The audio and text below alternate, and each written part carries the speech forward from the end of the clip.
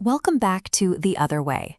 Our brains are wired to find order, to wait for chaotic moving parts to snap cleanly into alignment. But reality rarely follows a script. We spend our lives navigating frustrations: a coworker who misses a deadline, a relationship that ends without warning, or a broken-down car when late. Logically, these are just logistical hurdles or shifts in circumstance. Why do they have the power to ruin an entire day? The events themselves aren't the source of the stress.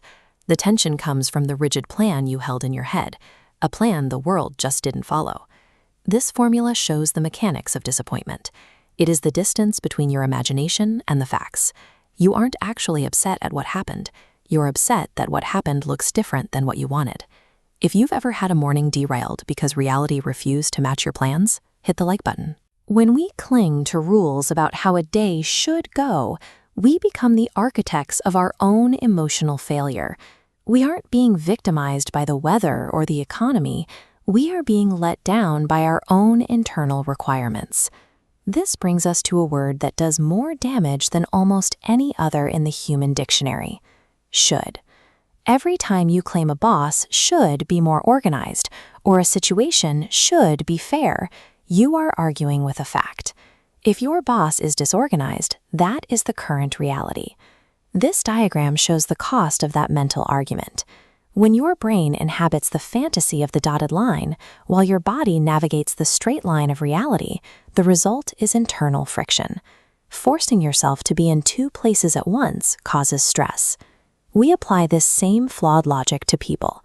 We often treat trust as a moral contract, a sacred promise that, when broken, feels like a personal betrayal. A more effective approach is to view trust as a risk assessment. It is a calculation based on historical data, rather than a test of someone's character.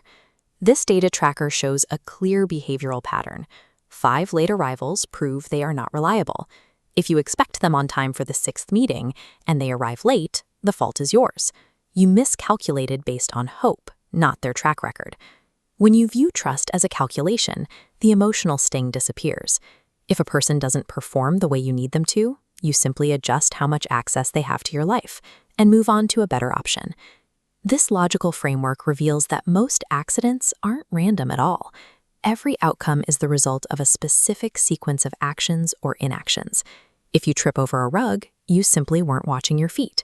If a project fails, a warning sign was likely ignored. Success is the byproduct of paying microscopic attention to these details. When you stop believing in luck, you start taking responsibility for the causes that create your results. This same causality applies to our emotions. Anger isn't a response to an attack.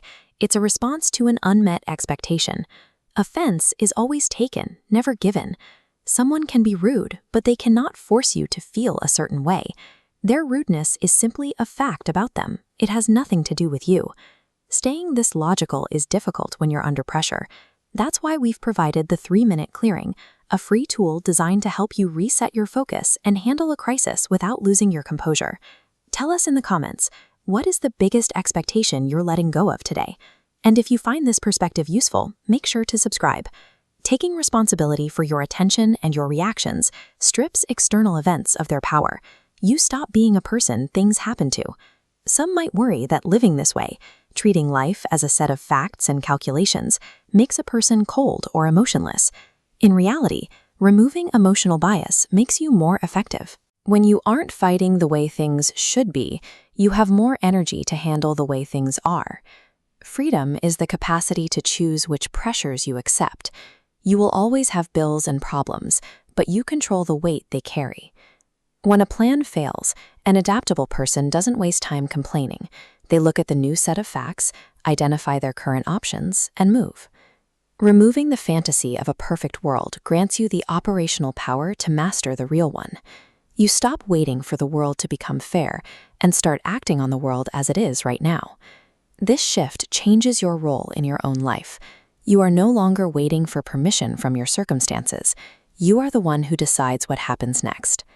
Living without expectations leads to a quieter, more focused existence. You stop arguing with the past and start handling the present. Thanks for watching, and keep finding the other way.